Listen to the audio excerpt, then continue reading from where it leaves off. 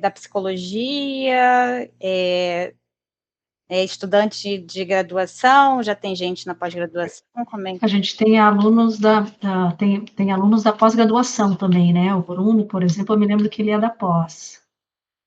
Não sei se tem mais gente que é da pós, mas a maioria é da graduação, Priscila. Uhum. O Bruno, a gente já conversou, né? Você era monitor de uma disciplina, né, Bruno?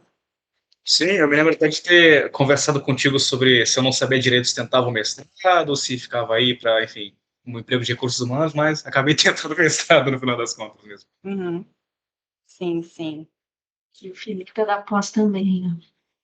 Tá. Sim, eu sou professora adjunta do Instituto de Psicologia da UFRJ, para aqueles que não nos conhecemos ainda, né? O meu percurso na psicologia, ele foi tendo conversas com várias áreas, né? Mas eu considero que a neuropsicologia é a minha área, assim, de base, né? E que, inclusive, eu não vejo distinção quando eu estou fazendo um trabalho de psicoterapia, por exemplo, e muitas das coisas que eu estudei na neuropsicologia, né? Porque, como vocês vão ver no que eu vou apresentar, né, é uma área que você vai falar da relação com cérebro, comportamento, cognição, né, e isso se mostra no nosso modo de ser, no nosso comportamento, né, na nossa subjetividade, inclusive, né.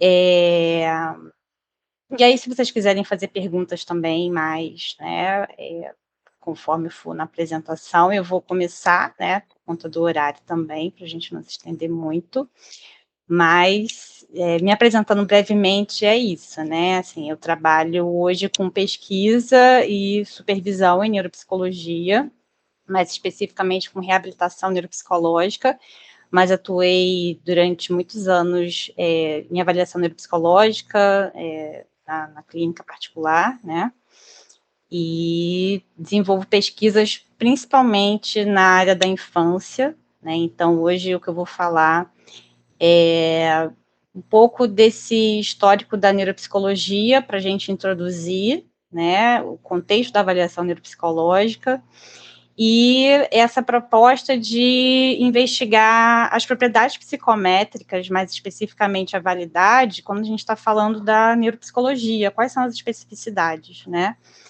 Porque a gente tem instrumentos que são usados na neuropsicologia, mas que também são usados por profissionais, né, psicólogos, não necessariamente neuropsicólogos, né? Mas quando a gente tem esse olhar da neuropsicologia, qual que é o diferencial, né? E aí eu vou trazer um artigo que foi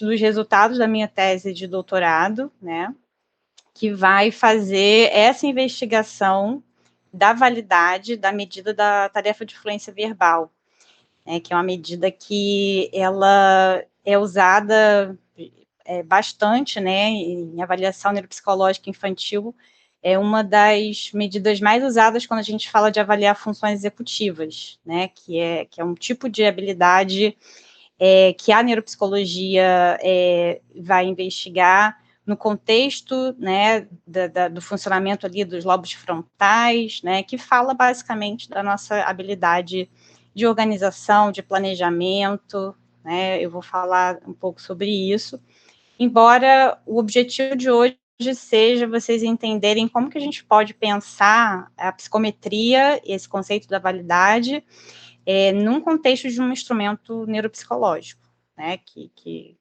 é um dos mais usados em avaliação neuropsicológica, tanto na clínica quanto na pesquisa, né. Então, vou projetar aqui a minha apresentação.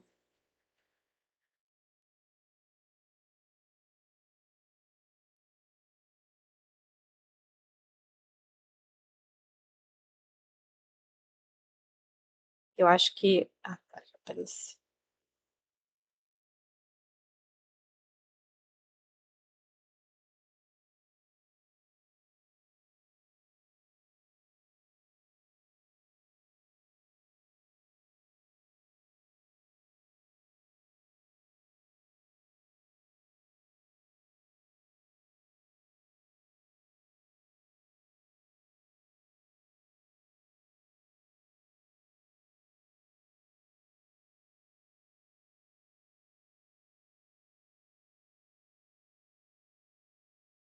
conseguindo compartilhar? Eu acho que você tem... Ah, conseguiu. Sim, Boa. consegue? Estão Dá pra ver. conseguindo ver tela cheia? Dá pra ver.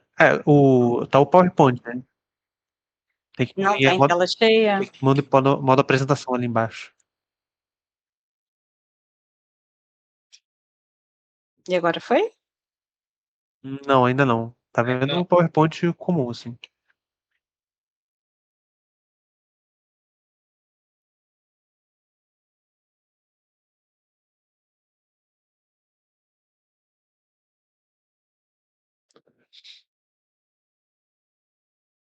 Ali na esquerda, onde tem a apresentação de slide, será que ali não vai? Um pouco mais à esquerda aí, será que... Foi? Não tá indo. Não? Que estranho. Isso é uma coisa nova. Geralmente clica ali e Realmente vai não direto, né? eu já sei.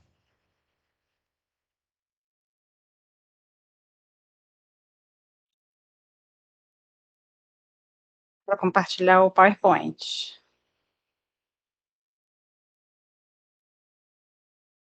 Tá.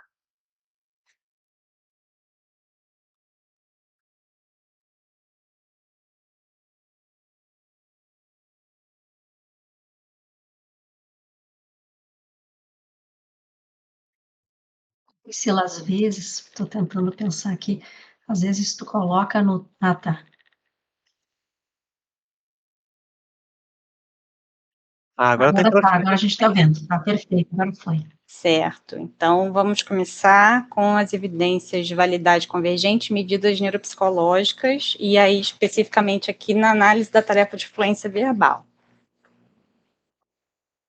Então, como já adiantei para vocês, a gente vai fazer uma introdução sobre o campo da neuropsicologia, entrar no conceito de validade e depois analisar esse artigo, né, que foi escrito por mim, pela professora Rosinda Oliveira e pela professora Jane Correia. Quando a gente olha para a trajetória da neuropsicologia no Brasil, eu vou trazer aqui algumas resoluções que são importantes, principalmente a resolução 002, né, de 2004, que reconhece a neuropsicologia como especialidade em psicologia, para finalidade de concessão e registro do título de especialista, né? O que significa? Significa que a gente tem uma discussão, né, sobre qual profissional é neuropsicólogo, né, qual que pode exercer essa atividade. Existem instrumentos que são usados na neuropsicologia que outros profissionais também podem utilizar, né, inclusive testes que envolvem linguagem, que a gente tem profissionais da fonoaudiologia usando também, né. Isso é o caso dessa tarefa que eu mencionei para vocês, da fluência verbal, mas a psicologia, né, então a gente tem a psicologia escolar, a psicologia clínica, a psicologia organizacional, uma dessas linhas é a neuropsicologia, né, e aí uma outra resolução também importante para a gente pensar a neuropsicologia é a resolução que foi publicada em outubro de 2022, que ela delimita quais são os objetivos da avaliação neuropsicológica, né, e descreve quais são as atribuições desse profissional que atua na neuropsicologia. Então, a gente tem, dentro desse escopo de atuação, em geral, né, uma tendência a ênfase na área de pesquisa, na área de avaliação e na área de reabilitação neuropsicológica, né. A avaliação, ela tem um objetivo principal de identificar quais são as funções cognitivas, né, que aquele indivíduo que está em processo de avaliação precisa compreender, né, para uma determinada demanda, né. Então, por exemplo, algumas pessoas são encaminhadas para avaliação neuropsicológica porque tem alguma queixa, alguma questão em relação à memória, né? Então, um adulto que tem um déficit numa função de memória, por exemplo, será que isso se trata de um processo de envelhecimento típico ou será que isso já se trata de um processo demencial? né? Será que isso já se trata de uma doença de Alzheimer, por exemplo? Né? Então, essa seria uma possível demanda para uma avaliação neuropsicológica, né? Uma outra questão, por exemplo, uma criança ou uma adolescente que apresenta dificuldade no âmbito acadêmico, que tem dificuldade de aprender a ler, né, mesmo depois de ter passado por várias séries escolares, né? Será que isso se enquadra em algum diagnóstico? Será que isso é uma questão de ordem psicogênica? Né? Será que isso caberia, por exemplo, numa questão que envolve dislexia? Né? Então, seriam alguns motivos das demandas para uma avaliação neuropsicológica. E aí, como vocês estão vendo nesses exemplos que eu estou dando, a gente já consegue ver aí uma relação entre o que a neuropsicologia vai estudar por meio dos instrumentos neuropsicológicos, né, como as funções, que eu estou falando aqui para vocês, memória é uma delas, né, em relação ao funcionamento cerebral. Então, quando eu falei para vocês de memória, né, falei de um possível encaminhamento de uma suspeita de Alzheimer. O Alzheimer, ele é um processo neurodegenerativo que está relacionado ao funcionamento de uma área no cérebro, que é o hipocampo, que é a área que está relacionada com a aprendizagem de novas informações ao longo do tempo, né? Então, a gente utiliza um instrumento neuropsicológico para poder fazer inferências acerca da integridade de determinadas regiões do cérebro. Mas essas relações, elas nem sempre são diretas, né? E isso depende muito dos casos, que eu citei para vocês também um outro exemplo, que fala de casos de dificuldade de aprendizagem, por exemplo, ou um caso de uma suspeita de um transtorno do neurodesenvolvimento, que é o caso da dislexia. Nesses casos, dessas condições, você não necessariamente vai ter uma correlação tão direta entre aquela sintomatologia, aquele fenômeno, com uma área específica do cérebro, né? Mas você tem, pela avaliação neuropsicológica, a proposta de olhar, no caso de um transtorno de neurodesenvolvimento, se aquilo está dentro, se aquela habilidade está dentro do esperado para aquela faixa de desenvolvimento, né? Ou não, né? Então, a gente tem essa premissa de investigar a relação entre cérebro e cognição e comportamento, ainda que muitas vezes isso não seja algo que a gente identifique ali no substrato neural para um determinado desempenho num teste, né? Mas a gente consegue ver se aquele funcionamento cognitivo, se ele se destoa, né, de um determinado grupo em termos de desenvolvimento, né, desenvolvimento humano, e isso pode, em alguns casos, implicar em alguma desordem em alguma área cerebral específica, né? E aí, isso vai ficar mais claro também quando eu falar um pouco mais da definição da neuropsicologia, né? Mas, falando das atribuições, né, a gente tem a avaliação como sendo um dos carros-chefes, que vai ser tanto na parte da pesquisa em neuropsicologia, quanto na parte da psicologia, da neuropsicologia clínica, né?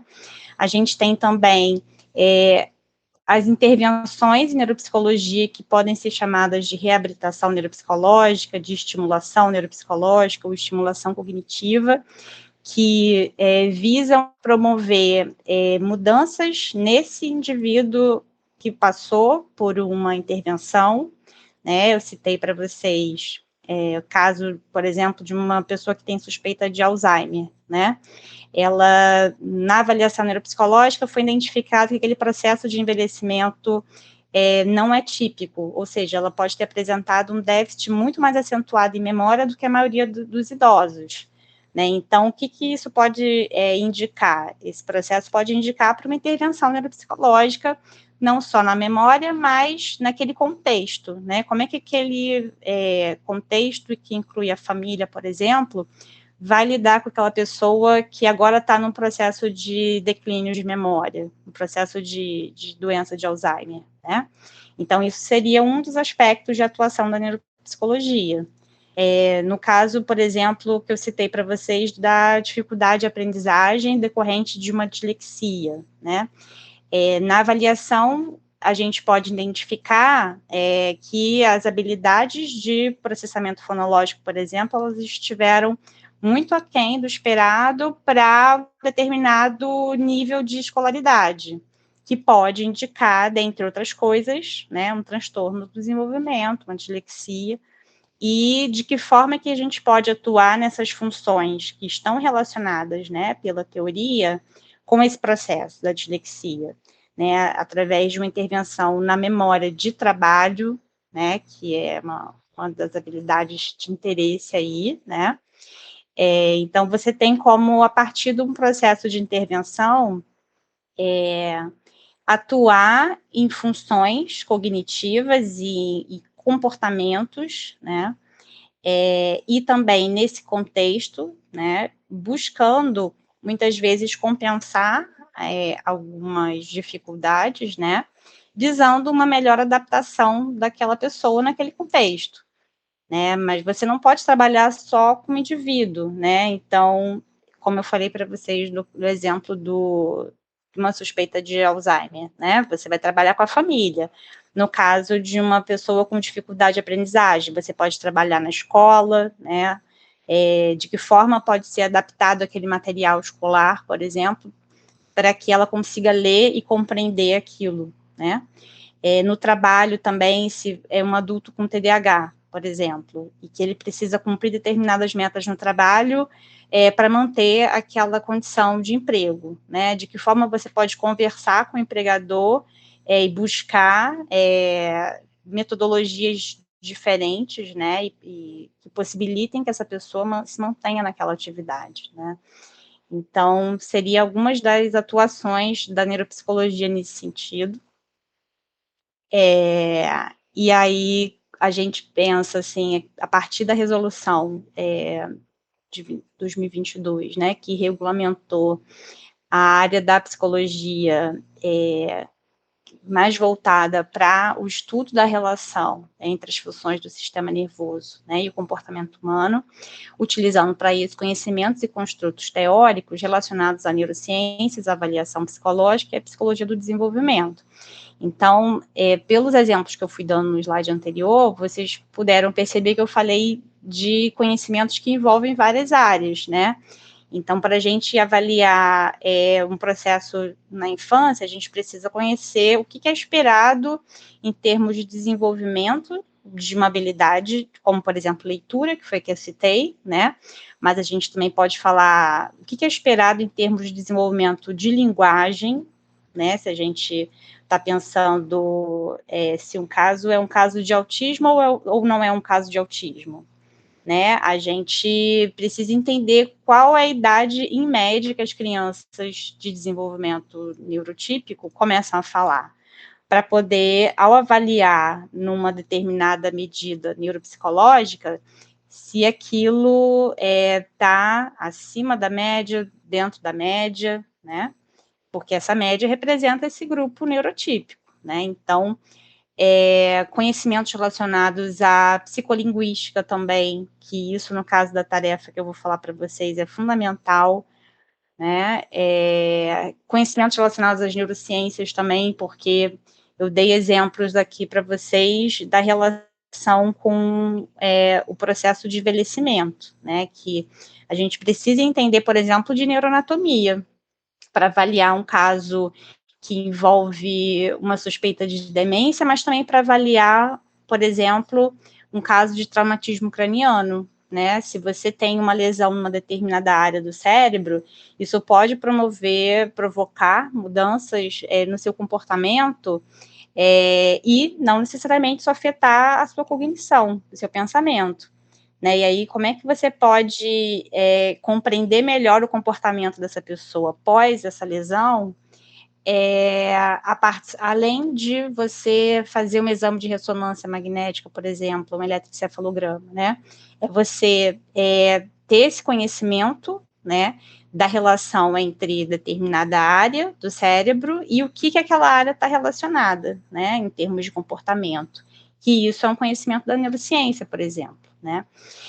E aqui, no nosso caso, que estamos falando de psicometria, né, a área da avaliação neuropsicológica, mais até do que da intervenção, ela é uma área que muito do que ela desenvolveu em termos de instrumentos se deve à psicometria, né? Então, a psicometria ela tem uma inserção bem importante nos estudos da neuropsicologia clínica e de pesquisa, né? Porque você precisa, por exemplo, dos critérios, né, do SATEPS, que é o Sistema de Avaliação de Testes Psicológicos, né, para avaliar se aquele instrumento ele tem evidências de que ele realmente está medindo aquilo que ele se propõe a avaliar, né, e isso para a neuropsicologia vai determinar a informação que você vai adquirir a partir daquele processo cognitivo, a partir daquela função.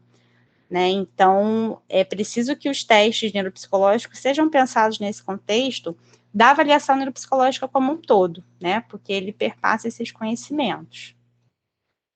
E aqui eu trouxe para vocês uma referência que é do Censo da Psicologia Brasileira, que foi uma pesquisa conduzida ao longo de alguns anos pelo Conselho Federal de Psicologia, né? E foi publicado no ano passado, 2022, que analisa alguns dados em relação a como estamos, né, na psicologia no Brasil como um todo, e ele traz algumas informações aqui que eu achei importante para a gente olhar a neuropsicologia, né.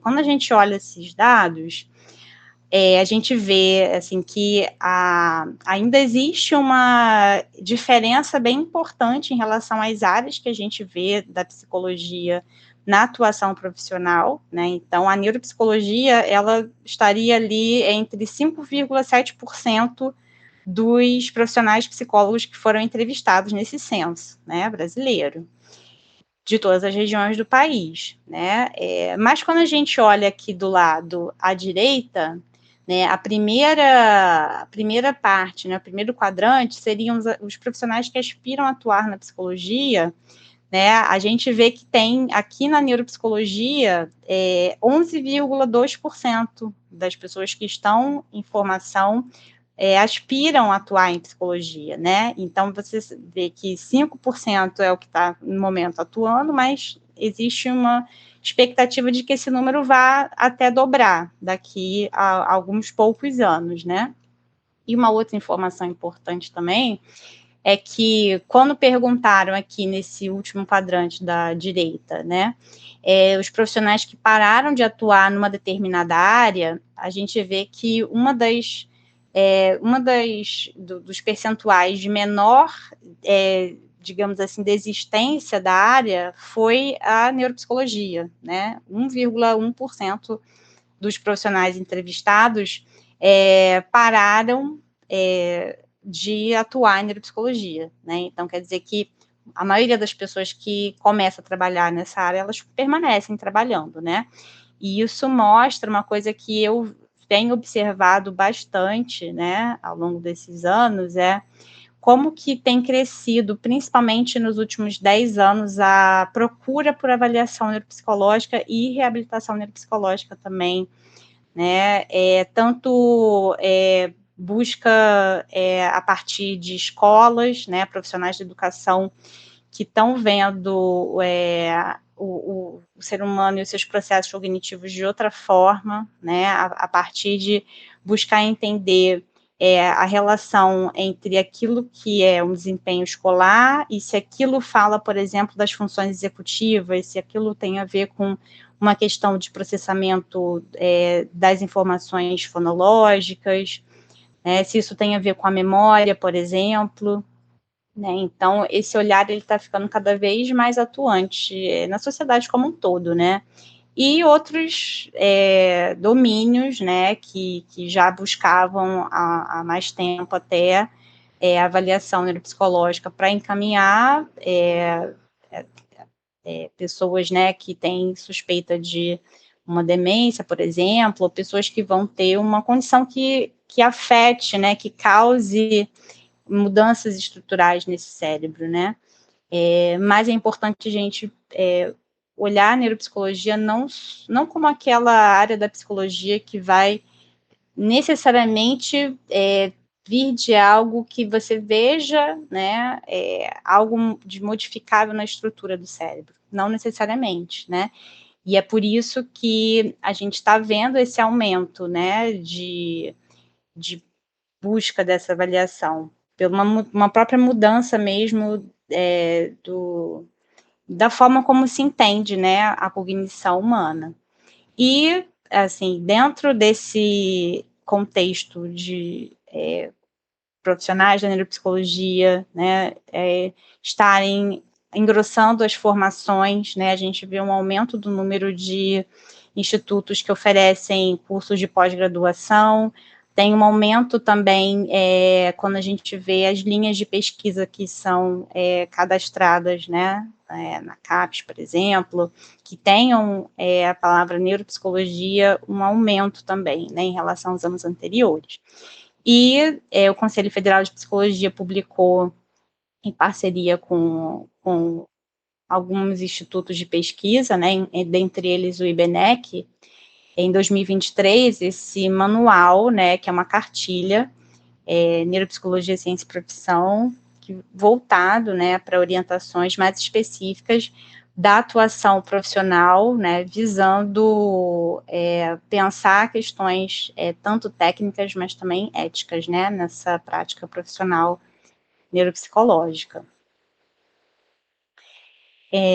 Então, quando a gente olha a neuropsicologia nesse bojo, né, nesse domínio mais amplo, que envolve avaliação psicológica, como eu venho falando para vocês, né, é um campo relativamente mais recente, né, mas a gente precisa ter atenção a alguns aspectos que são os aspectos que vão garantir se aquela avaliação que a gente está fazendo com determinado instrumento, se ela realmente está cumprindo o propósito que a gente almeja, né, que o profissional almeja, que é avaliar uma determinada função cognitiva e também buscar se aquelas áreas cerebrais relacionadas a essas funções cognitivas, né, não só áreas, mas processos, né, cerebrais relacionados a essas funções, como que eles estão, né, se existe ali alguma condição que vá merecer um encaminhamento, por exemplo, né. Então, nesse caso, a gente conhecer as propriedades psicométricas desse instrumento não só informa, né, se aquela interpretação ela está condizente com a proposta, né, do objetivo da avaliação, mas também da gente julgar se existe um motivo de encaminhamento a partir, né, de aquela função ela está em déficit, por exemplo, né?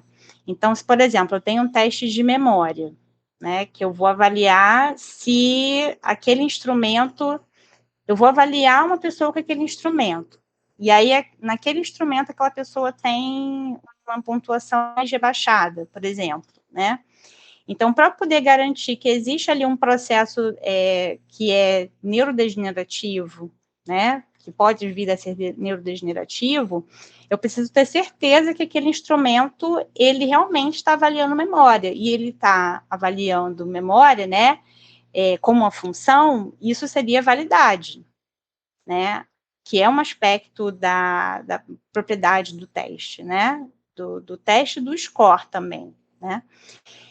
Já a fidedignidade, ela vai avaliar o quão aquele instrumento, de fato, se mantém ao longo do tempo, por exemplo, né, que você tem a fidedignidade ao longo do tempo, o quanto aquela medida ela é precisa, né? A gente não vai falar sobre isso, mas são os grandes pilares, assim, das propriedades dos instrumentos neuropsicológicos, né? Para a gente poder ter certeza se as conclusões que a gente está chegando sobre aquele funcionamento cognitivo, elas são, de fato, falam do sujeito que está sendo avaliado, dos seus processos, e não dos instrumentos, né? Então, esses são pressupostos que a gente mantém numa avaliação neuropsicológica. E aí, quando a gente fala de validade, né, eu trouxe aqui algumas definições que são do standard da Educational Research Association, né, é a ERA, né, e também tem aqui a participação da EPA, que em 2014 publicou essa versão, né, que é a última versão que foi, até onde eu pesquisei, publicada. Existem outros conceitos de validade, né, mas para a proposta que a gente está trazendo aqui, eu vou ressaltar esse aspecto, tá, que vai falar do grau em que essas evidências, né, que são produzidas e teorias, né, apoiam as interpretações das pontuações dos testes, né, para os usos propostos do teste, né? Então, a gente identifica se o teste, de fato, está correspondendo e produzindo informações que sejam apropriadas àquilo que a gente buscou avaliar ali, né? E esse processo de validação, ele envolve um acúmulo de evidências relevantes, né, para pensar uma base científica para essas interpretações, né, que ancorem um determinado encaminhamento, por exemplo, né. Então, a gente tem aqui, a gente está falando na validade dessas medidas, né, e quando eu pensei essa apresentação, eu pensei em falar da validade, porque a gente tem várias formas de entender ou de verificar se o instrumento realmente está avaliando aquilo que ele se pretende avaliar em termos de um domínio, né, teórico, que aqui no caso é uma função cognitiva, né.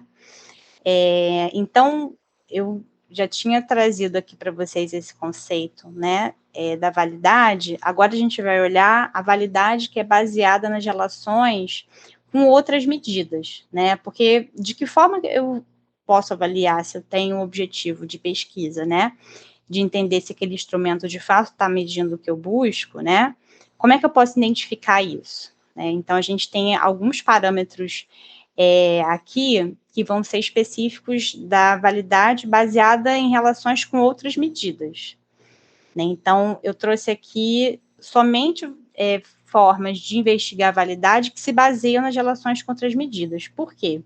Porque no estudo, no artigo que foi publicado, é esse tipo de validade que a gente vai investigar. Lá no caso, a pergunta é: quais são as medidas que se correlacionam e que predizem, né, os scores da tarefa de fluência verbal? Porque a gente tem na literatura dessa tarefa uma série de habilidades que estão correlacionadas, né, mas quais de fato apresentam mais evidências de que prediz, né, o desempenho nessa tarefa, né? Então, por isso que eu vou trazer aqui a validade baseada nas relações com medidas externas, tá? E aí, quando a gente tem esses conceitos de validade convergente, validade discriminante, validade concorrente, validade preditiva, eu também estou trazendo o mesmo standard que eu citei, que foi publicado pela ERA e pela EPA em 2014, né? Então, a gente tem a validade convergente, que seria quando você busca investigar se aquele instrumento de interesse, né, ele vai avaliar um determinado domínio ou um determinado construto, né, a partir de um instrumento que é relacionado com ele, mas que não é o mesmo. Então, por exemplo, eu falei aqui para vocês da relação entre memória, né, memória de longo prazo, que é a capacidade que a gente tem de aprender informações, né, isso, existe uma relação na literatura com linguagem, e quando a gente tem uma memória de longo prazo, a gente vai aprendendo o sentido das palavras, né, isso é a mesma coisa que linguagem? Não exatamente, né, mas eu preciso ter a minha memória funcionando de uma forma dentro do esperado, né, para que eu possa ir conhecendo, adquirindo linguagem, né? Então, não é exatamente a mesma coisa, mas está relacionado. Eu preciso de uma habilidade para poder formar a outra, né? A validade discriminante, ela também usa uma outra medida, né? Só que nesse caso, esses scores, eles não se relacionam a variáveis, são scores que, pela teoria, não apresentam nenhum tipo de relação, e se eu fizer, né, aquela relação, uma correlação, por exemplo, entre aqueles dois domínios, e eles mostrarem que existem uma relação, alguma coisa está errada, né? Então, por exemplo, se eu estou querendo entender sobre a capacidade de linguagem de uma pessoa, né? E aí eu vejo a relação que isso tem, por exemplo, com peso, que é até uma outra medida que, teoricamente, ela não tem nada que sustente, né, essa relação. Se essa relação ela acontecer, né, por exemplo, é uma coisa que, assim, a gente não está prevendo ali aquela relação acontecer. Então, alguma coisa está estranha, né? Então, não necessariamente você vai ter aqui um caminho, né? Mas se tiver scores que a teoria fala que não se relacionam, eles se relacionarem, né? Então, você está violando um desses aspectos da validade, né? A validade concorrente seria o quanto que um instrumento se associa com o outro que mensura o mesmo construto, né? Então, por exemplo, aqui tem duas escalas, né, que vão avaliar ansiedade, né? Você vai validar, por exemplo, você vai ver se aquele instrumento que você está construindo, se ele também vai avaliar a ansiedade. Então, você pode usar uma escala, né, que é considerada padrão ouro para avaliar a ansiedade, e você identifica se elas apresentam correlações, né? Então, é uma forma de você avaliar a validade através de um método concorrente. A validade preditiva seria você identificar, né, se os scores avaliados num determinado instrumento, eles conseguem explicar o desempenho em uma outra condição, né, em um outro momento ou um outro instrumento, né? Então, aqui a gente não está falando de um estudo que é no mesmo tempo, a gente está num tipo de validade que envolve o mesmo tempo. Aqui é um tipo de validade que vai envolver o momento a posteriori, né?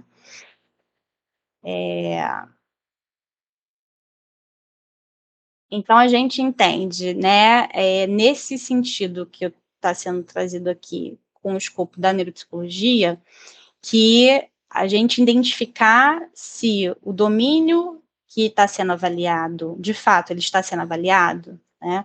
Esse instrumento que vai avaliar funções executivas, por exemplo, né? Ele de fato vai estar avaliando funções executivas, né? Ele de fato vai estar avaliando a capacidade que a pessoa tem de organizar as ideias, né? Que é um dos aspectos das funções executivas. Então, para isso, eu preciso entender se ele apresenta evidências de validade, né? Então, tem essa citação que é a validade de um teste no contexto da avaliação neuropsicológica, ela se refere à capacidade que o instrumento tem, quando combinado com outros resultados, né, de outros instrumentos, de indicar o estado de um determinado conjunto de operações, né, que falam de um determinado processo cognitivo, né? Então, a gente está avaliando ali como que aquele sujeito apresenta numa determinada condição, por exemplo, se a gente está falando de dificuldade de aprendizagem, em relação à dificuldade de interpretar o que é lido, né?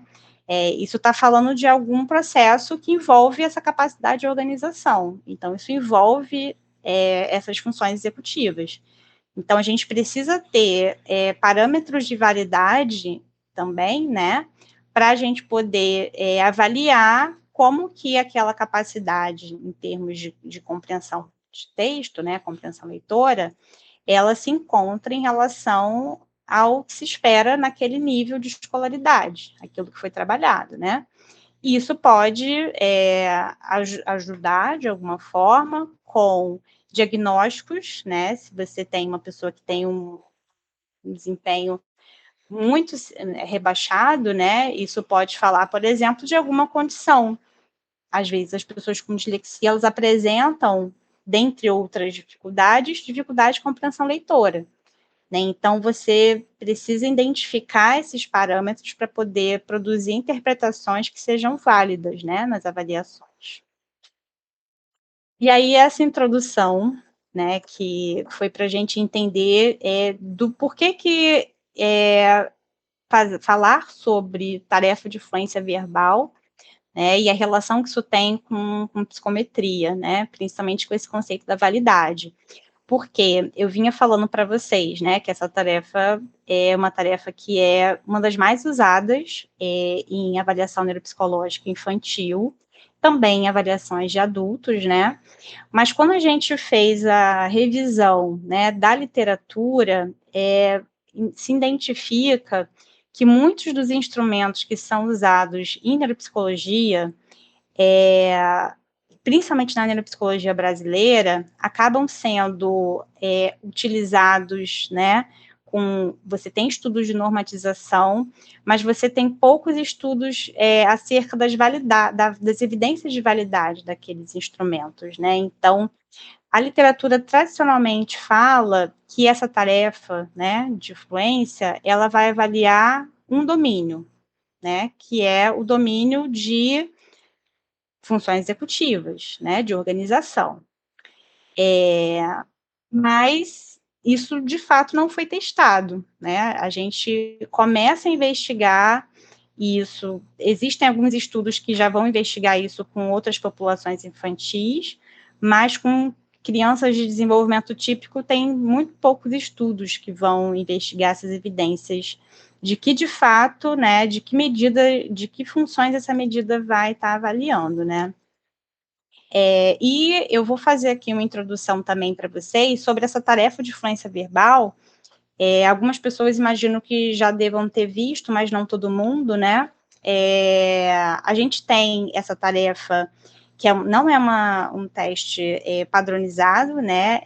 Por isso é uma tarefa, em que consiste em que o examinando fale o máximo de palavras que ele consegue dentro de um intervalo específico, né? Que em geral é 60 segundos, que comece com uma determinada letra, né? Que é o caso da fluência fonológica, e que comece com uma determinada categoria, que pertença a uma determinada categoria semântica, né?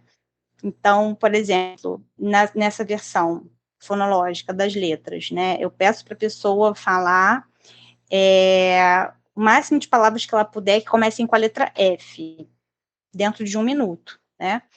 Então, a pessoa, primeira coisa que ela tem, né, ela vai se deparar com essa função, né, o examinando, com esse objetivo. Palavras que iniciam com a letra F, né? Como é que o nosso léxico mental, o nosso vocabulário é organizado? Ele não é organizado por letra F.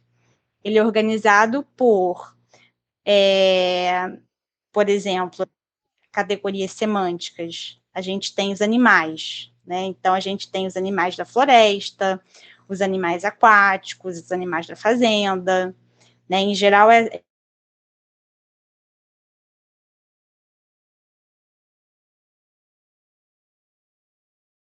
semântica. Quando a pessoa precisa, num instrumento, falar palavras que comecem com a letra F, ela precisa ir buscando nessas categorias semânticas que ela foi criando. Então, você precisa fazer um uso estratégico do seu vocabulário para poder evocar essas palavras. Então, como é um aspecto que vai envolver, né, falar palavras que comecem com uma determinada letra, as pessoas vão falar, por exemplo, faca, fada, família. Quando a gente vê a análise das respostas, são respostas mais produzidas, né? Que comecem com o início, pelo menos, parecido, né? Uma outra versão é a tarefa semântica, aí a gente tem, fale nomes de animais dentro de 60 segundos, né? Aí a pessoa vai falar cachorro, gato, coelho, por exemplo, né? Então, a gente tem aqui 2 processos diferentes, né? Que vão avaliar coisas diferentes. Porque, pelo que eu expliquei para vocês, né? A nossa memória, ela funciona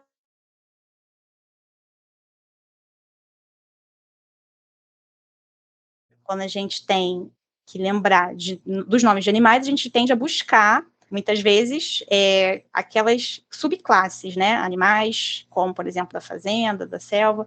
Quando a gente tem falar palavras que comecem com uma determinada letra, a gente tem que fazer um processo de buscar no nosso vocabulário quais as palavras que a gente conhece que comecem com aquela letra, né? Então, qual dessas funções a gente vai estar precisando mais de organização, por exemplo, quando a gente vai procurar palavras que comecem com uma determinada letra, por exemplo, né?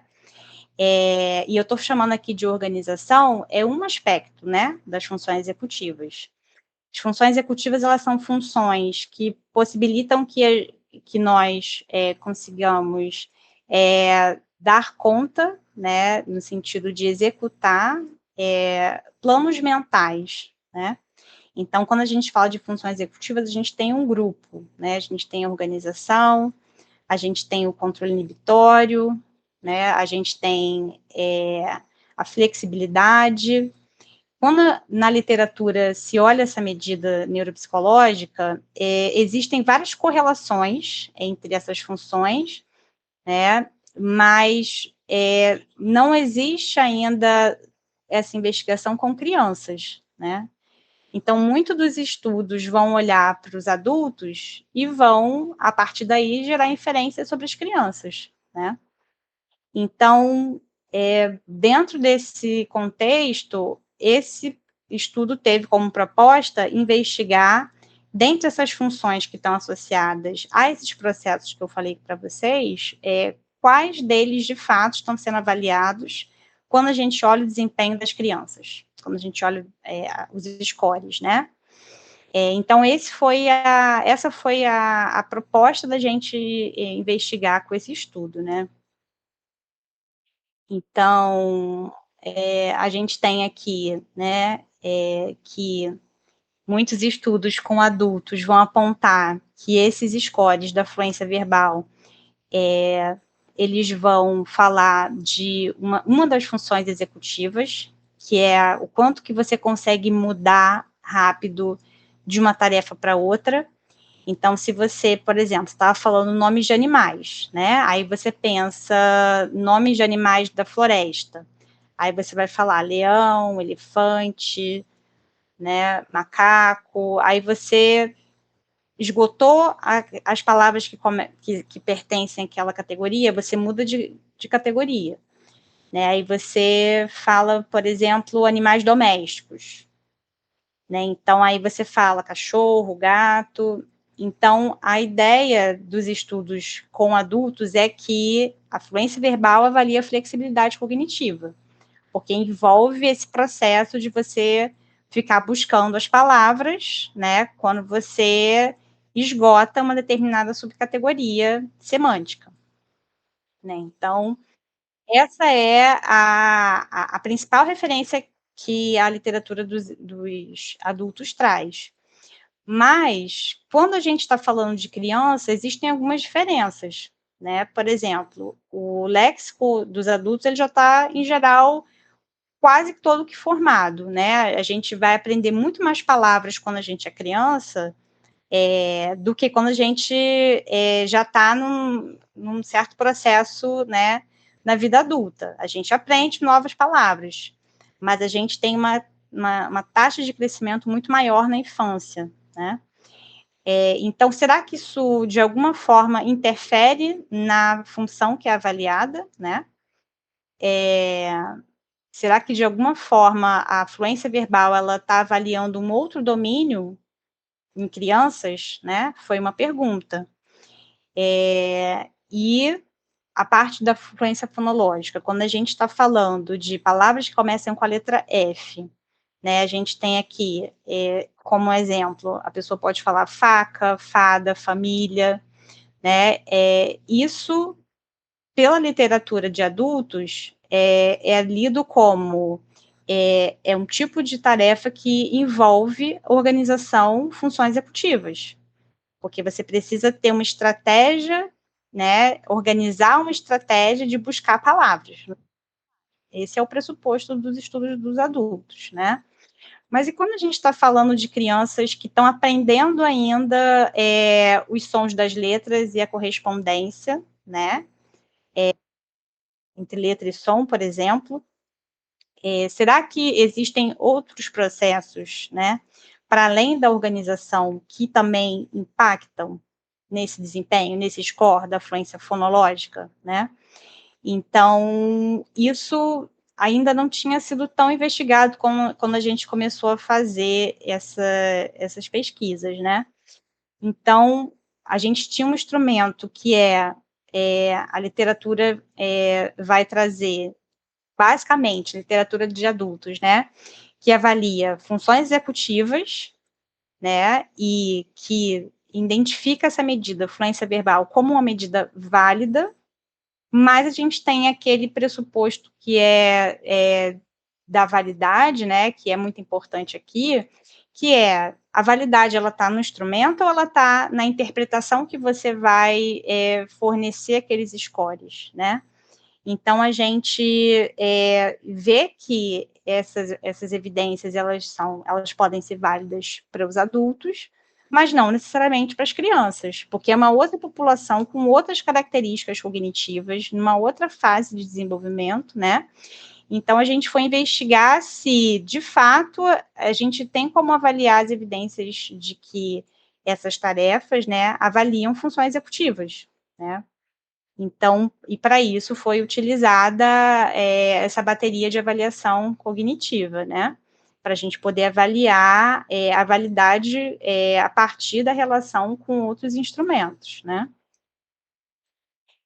Então, a gente fez uma pesquisa que teve como participantes 111 crianças de 8 a 10 anos. Vou falar mais breve essa parte para a gente poder ver os resultados, tá? Então, não tinha diferença significativa nesses grupos, né, em termos de QI, em termos de QI é o quociente intelectual, né, em termos de sexo e escolaridade, e a gente escolheu trabalhar com um grupo neurotípico porque a gente queria identificar essas relações na tarefa de fluência verbal a partir de amostras com desenvolvimento, né, que poderiam representar, né, um grupo maior de crianças, e que, como critério de exclusão, não haver condições neuropsiquiátricas ou dificuldade de aprendizagem. E aí a gente tem essas tarefas que eu dei aqui, exemplo para vocês da letra F, né, palavras que iniciam com a letra A e com a letra M também foram utilizadas, e outras condições além dos animais, frutas e roupas, né. E aí a gente teve aqui o score de interesse para avaliar o desempenho, foi o número total de palavras corretas produzidas ao longo de 60 segundos em cada uma dessas condições, né, ao todo foram 6 condições. E para poder fazer a investigação das evidências de validade, a gente usou instrumentos que são padrão ouro para avaliar as funções executivas, que eu comentei com vocês, né, o controle inibitório, a flexibilidade, a memória de trabalho e planejamento, são alguns desses domínios das funções executivas, né, então, controle inibitório envolve o quanto que a gente consegue inibir estímulos distratores, enquanto a gente está fazendo uma tarefa, né, como a fluência verbal. Então, enquanto eu estou falando sobre palavras que começam com a letra F, por exemplo, o quanto que eu consigo inibir palavras que começam com outras letras, né, palavras que começam com a letra V, por exemplo, que é super próximo, né. Então, por isso eu preciso investigar se essa habilidade é uma habilidade avaliada aqui também por esse teste, né. Flexibilidade, será que quem tem uma maior produção na tarefa de fluência verbal é quem consegue mudar rapidamente de uma categoria de busca, né, categoria semântica? Memória de trabalho, que envolve a quantidade de informações que eu consigo manipular na minha consciência, na minha memória de curto prazo, né? Naquele momento, enquanto eu estou pensando nas palavras que começam com a letra F, por exemplo, né? Planejamento, que envolve eu lançar mão de uma estratégia que me possibilite acessar mais rapidamente o meu vocabulário, né? E outras habilidades aqui que a gente investigou, que, como eu falei para vocês, esse teste ele era lido como uma medida de funções executivas. Então, habilidades de linguagem, que envolve, por exemplo, com o meu repertório de palavras, ele importa, né, para eu poder falar palavras que comecem com a letra F, o quanto que o meu repertório de palavras importa para eu poder falar palavras que pertencem a uma categoria semântica específica, né? Consciência fonológica, que é uma habilidade que se refere ao quanto que eu consigo refletir sobre o som que aquela palavra inicia, né? Isso acaba que não era muito estudado nos artigos com adultos, porque quando você olha adultos, em geral, alfabetizados, eles já têm um nível de consciência fonológica que chegou a um determinado platô, né? Então, você já tem um efeito de teto. Então, muitos estudos, eles não investigam a correspondência desses pressupostos na infância, né? Mas a gente tem, né, por evidências de estudos da psicolinguística, por exemplo, que quando você precisa falar palavras que comecem com uma determinada letra, isso ativa processos de análise fonológica, principalmente nas crianças, né? E a velocidade de acesso lexical, que foi uma parte que a gente avaliou em função de ser uma medida que envolve tempo, né? Uma medida que envolve falar palavras dentro de um intervalo de tempo reduzido. E aí, aqui, os resultados, eu vou passar mais rápido pela correlação, que foi qual das medidas aqui avaliadas, elas se correlacionam com os scores que as crianças fizeram nesse PVF, que é a fluência fonológica, né, falar palavras que comecem com uma determinada letra, e o SVF são palavras que pertencem a uma determinada categoria semântica, né? Então, a gente vê que na fluência fonológica das letras teve uma correlação com a memória de trabalho fonológica, com a velocidade de processamento também, fonológico, né, de consciência fonológica, e de acesso às informações no vocabulário. Já as habilidades aqui envolvidas nessa tarefa semântica vai envolver controle inibitório, que é o quanto eu consigo inibir estímulos distratores, vai envolver também a memória de trabalho e vai envolver a flexibilidade cognitiva, ou seja, eu conseguir mudar de categoria enquanto eu estou buscando uma determinada palavra no meu léxico mental, né? E também aqui a correlação com as habilidades de linguagem, né, que vão envolver o acesso ao vocabulário de uma forma rápida, por exemplo. Quando a gente vai olhar os resultados da correlação, a gente se depara com uma questão que atravessa muito da avaliação psicológica, que são construtos que apresentam correlação entre si, né? Então, como que você vai avaliar, por exemplo, se a pessoa foi bem no determinado instrumento porque ela teve uma capacidade de inibição conforme esperado, ou se é porque ela teve uma capacidade de organização? Os dois domínios são funções executivas, mas qual dessas é a que, de fato, é avaliada, né? Qual é a que melhor contribui com o desempenho total nessa tarefa de fluência, né? Então, para isso, a gente fez a regressão, para buscar identificar a contribuição específica dessas funções executivas, e não só executivas, mas de linguagem também, porque como, né, citei para vocês também, vocabulário e o quanto que eu aprendo de palavras, isso está relacionado com a minha memória de trabalho. Então, como que você vai avaliar qual medida, qual função, de fato, esse instrumento neuropsicológico vai estar medindo, né? Se você excluir a contribuição, né, de uma determinada função que tem uma relação, mas que não é a que melhor prediz, né? Então, por isso a gente fez uma análise de regressão aqui, backward, para a gente poder ir passo a passo, retirando as variáveis que apresentam uma variância compartilhada muito alta, né? Ficando só no último modelo com as variáveis que de fato importam, né? Para cada tarefa.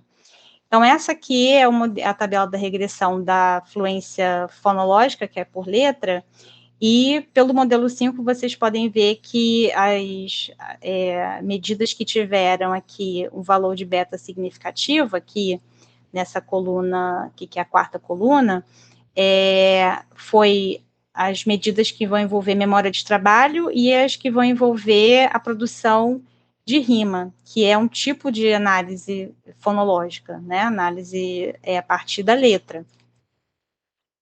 Aqui é a regressão quando a gente olha a fluência semântica, né? A fluência semântica de animais. A gente vê que, nesse caso, a habilidade que teve o maior papel explicativo, né? O valor de beta significativo aqui foi a velocidade no acesso às informações do vocabulário, né?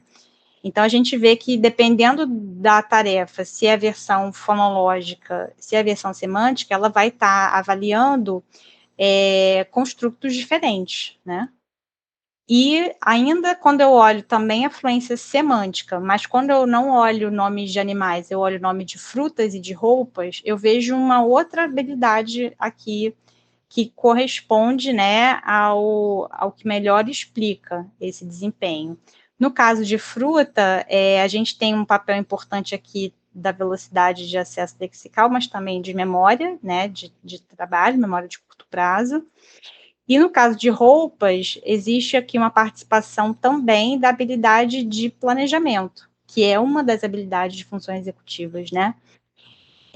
Então, a gente vê aqui como conclusões que a gente tem domínios cognitivos avaliados, né, aqui no caso dessa população de crianças, né, desse grupo, diferente do que a gente encontra nos estudos com adultos, né, esse FVF aqui, né, são informações referentes à fluência por letra, né, que vai avaliar a memória de trabalho, mas também a consciência fonológica, que é o quão a gente consegue manipular as informações a partir dos sons, né, das palavras.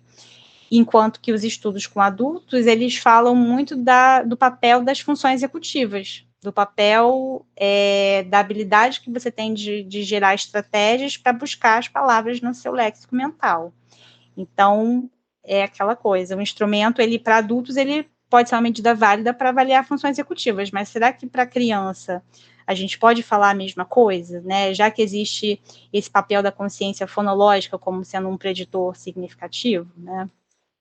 No caso da fluência semântica, nos adultos, a gente tem visto na literatura que não existe muita diferença em relação aos domínios avaliados, né, entre essas condições de falar nomes de animais, falar nomes de frutas e falar nomes de roupas, mas que nas crianças isso faz uma diferença, né, a categoria semântica que você vai usar na tarefa, né. Então, se você tem uma tarefa em que o examinando precisa falar nomes de animais, né, e nomes de fruta, isso vai avaliar muito mais da habilidade que o examinando tem de acessar o léxico com velocidade, acessar o vocabulário, né, com velocidade, também vai envolver uma contribuição ali da memória de trabalho.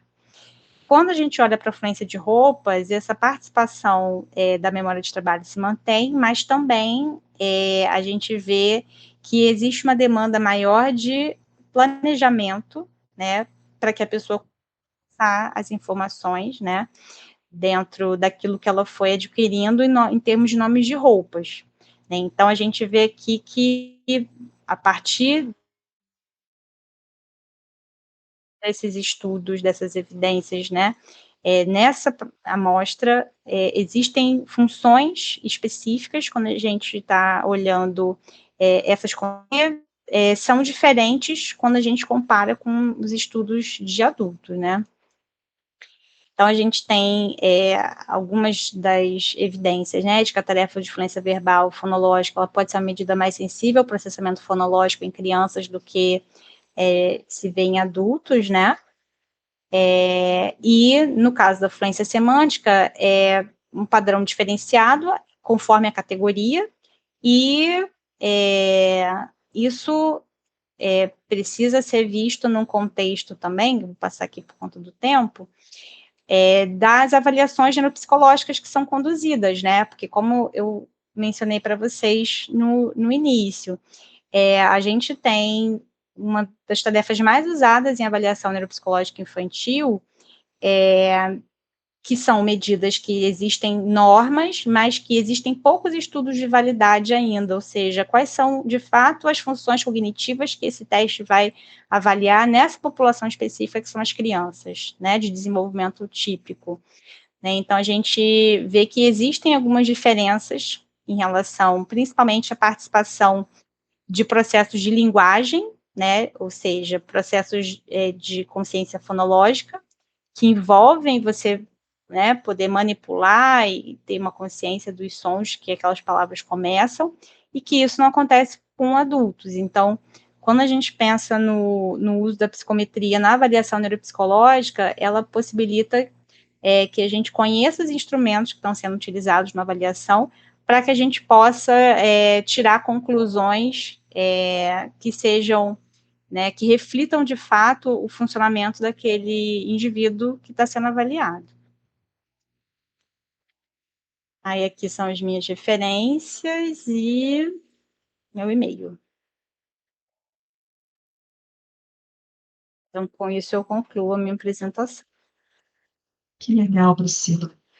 Foi muito legal, assim, a gente conversa, eu não conhecia a tua pesquisa, achei muito interessante. É um desafio falar, porque Muito foi muita bem. coisa. Tem muita coisa em pouco tempo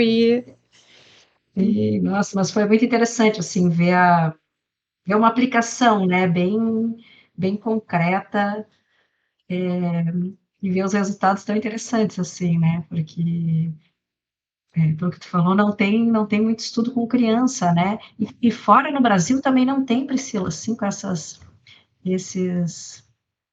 esses testes não tem também evidência com crianças dessa idade. Então, como eu comentei, né, os estudos de validade, eles são muito voltados para populações específicas, né, estudos de pessoas com Alzheimer, até crianças, mas com condições cerebral, né? Não com desenvolvimento típico, né? Isso. Legal. Não sei se o pessoal tem dúvida.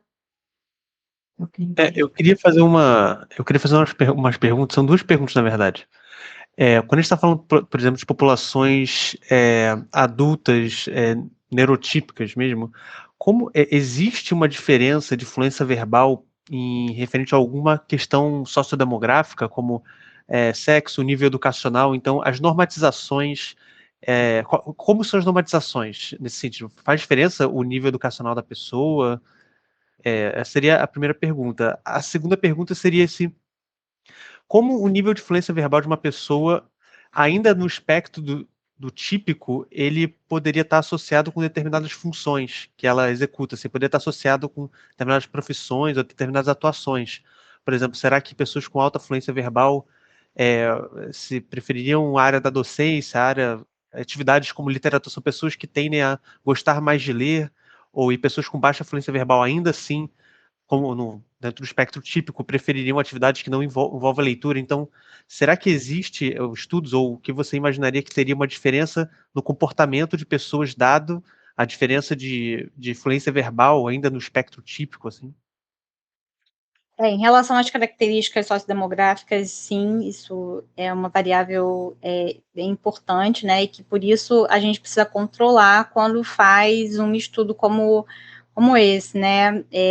Você tem, por exemplo, algumas medidas, como eu citei aqui da afluência de animais, que são medidas que adultos que têm uma baixa escolaridade, eles conseguem produzir um número de palavras maior, né, em comparação a outras categorias como frutas. Então, quando você faz essa medida, por exemplo, no examinando que tenha baixa escolaridade, né, o melhor seria você escolher uma fluência de animais, por exemplo, né, porque ele vai ter provavelmente tido mais repertório ao longo da vida, porque a gente vai tendo mais contato com alguns tipos de palavras do que com outros, né? Isso envolve tanto a idade de aquisição das palavras, né, que são estudos da psicolinguística, né? Então, se você é um adulto pouco escolarizado, você ainda assim pode ter tido experiências de contato com nomes de animais, mas isso pode ser diferente com nomes de frutas, porque isso vai ter também um efeito de nível socioeconômico, né? Dependendo da região em que você mora, você vai ter pouco contato com frutas, né? Então, quando a gente faz um estudo com fluência verbal, a gente precisa ter o controle dessas variáveis, porque elas, de fato, influenciam, sim, esses resultados, né? E até para a gente poder escolher qual que a gente vai usar, né? Porque para você poder gerar uma interpretação de um resultado baixo, score baixo, o que esse score vai dizer? Né? Se você está fazendo uma avaliação, você está falando de contexto de adulto, né? A pessoa tem uma produção de nomes de frutas muito rebaixado. Será que isso quer dizer que ela está num processo neurodegenerativo, né? Porque a gente usa muito também para investigar processos de doença de entrada para doença de Alzheimer, né? Então, isso não é um critério, porque pode ser devido à baixa escolaridade, mas se for, por exemplo, um score rebaixado na fluência de animais, né, que é uma categoria em que as pessoas, em geral, têm uma produção maior. Se você vê um desempenho rebaixado nesse sentido, aí você pode suspeitar de que há algo que está fugindo ali de um processo de envelhecimento típico, né? Em relação à outra pergunta que você fez, né, quando a gente olha adultos com funcionamento típico, ou seja, com as habilidades de memória preservada, né, existe uma relação muito forte da fluência verbal com o vocabulário de alguns testes, né, que a gente vai ver, por exemplo, do VAIS, que é a escala Wechsler de inteligência para adultos. Existe uma relação dela com o índice de compreensão verbal dessa escala, por exemplo. Então, pessoas que têm uma produção de fluência verbal com um maior score, ele vai apontar, em geral, uma capacidade de vocabulário, né? E isso pode ter a ver com leitura, mas não necessariamente, né? Isso também pode estar envolvendo a própria habilidade de organização também, porque diferente das crianças, isso vem se mostrado com adultos, principalmente na fluência fonológica por letra, né? Então, quando a gente olha adultos de funcionamento típico e um alto desempenho em fluência fonológica, por exemplo, a gente pode falar de um adulto que tem um acesso ao léxico com estratégias, né? Isso vai falar das funções cognitivas. Já a parte semântica, isso pode envolver um domínio mais de vocabulário, né, e de discurso. Mas quanto, assim, naturalmente, sim, essa questão que você comentou sobre como que está relacionado com outras funções cognitivas, mas existe algum estudo, existe alguma associação que se possa fazer relacionando a certas atividades na vida pessoal da pessoa, por exemplo, será que, ou então relacionada à personalidade ou a temperamento, será que essa capacidade léxica ou capacidade de lembrar, será que ela estaria relacionada a uma preferência por algum tipo de atividade? A pessoa escolhe uma determinada profissão em uma área do conhecimento mais do que outra, devido, ou pelo menos está associado a uma capacidade léxica. Então, uma pessoa que tem um grande vocabulário. Será que estaria associado a pessoas que preferem, estão na área das ciências humanas ou na literatura, ou teriam talvez um maior índice de consensualidade por conta dessa questão da organização? Será que teria um estudo sobre isso? Você imagina que possa ter uma relação ou estaria assim muito distante? Em relação a profissões e áreas de conhecimento, eu estou tentando lembrar de alguma coisa que eu já tenha visto. Mas em relação à personalidade, existem sim evidências de relações entre habilidades de funções executivas, aí não é específico da fluência verbal, né? Mas medidas que vão envolver aspectos da personalidade, né, como você citou, conscienciosidade, né? Porque, inclusive, eu apresentei um trabalho sobre isso no IBAP, né? A gente tem de uma forma mais ampla, né? Porque o quanto que você emprega de uma forma voluntária, né? Uma determinada estratégia, isso está, né, de alguma forma relacionado com alguns domínios de personalidade, né? Mas isso não tem, assim, até onde eu vi, estudos específicos com essa tarefa de fluência verbal, mas isso existe uma relação, né? Quando a gente faz uma avaliação neuropsicológica, a gente não usa só um instrumento como esse, a gente usa, né, uma gama mais ampla, e muitas vezes pessoas que têm uma queixa de dificuldade de atenção, a gente vê que essa queixa ela está correlacionada muitas vezes com um score mais baixo no BFP, por exemplo, de realização, né, que vai falar de uma baixa autoeficácia, muitas vezes de uma baixa de autoconceito. Então, existe muitas essas evidências de uma forma mais ampla na avaliação neuropsicológica, né. Em relação às profissões, eu até vou fazer uma busca na literatura para ver, né, se existe alguma evidência de né, ocupação específica. Mas, assim, de uma forma geral, a gente vê que essas habilidades de fluência, quando a gente vê estudos com idosos, né, idosos que tem um nível ocupacional que envolvem mais demanda de funções executivas, em geral, são pessoas que apresentam uma reserva cognitiva quando elas entram na velhice, né? Então, esses testes, quando você está adulto, o desempenho que você vai mostrar, ele pode sim prever o grau que você vai chegar em termos de memória quando você tiver já, né, na velhice. Existe essa relação, e a ocupação, ela importa, né? A ocupação, ela consegue manter, muitas vezes, que você tem uma funcionalidade na entrada da velhice, né? Por você ter gradativamente estado, né, envolvido em profissões em que você precisa trabalhar ali uma estratégia de organização de informações, em comparação a uma profissão em que você tem, né, um trabalho mais braçal e que você não precisa tanto assim empregar, né, esses processos que envolvem mais abstração, mais simbolismo, por exemplo, né? Existem estudos que vão fazer essas relações. Então, assim, a gente tem evidências mais globais, né? E aí a fluência verbal é uma das tarefas que apresentam, né, essas relações. Quando você compara pessoas que têm, né, nesse contexto da reserva cognitiva, uma profissão que envolve maior complexidade, tende a ter um desempenho em tarefa de fluência verbal mais elevado que pessoas que têm uma profissão que envolve mais, né, um trabalho mais rural ou mais braçal, que não vai envolver essas habilidades, né, específicas.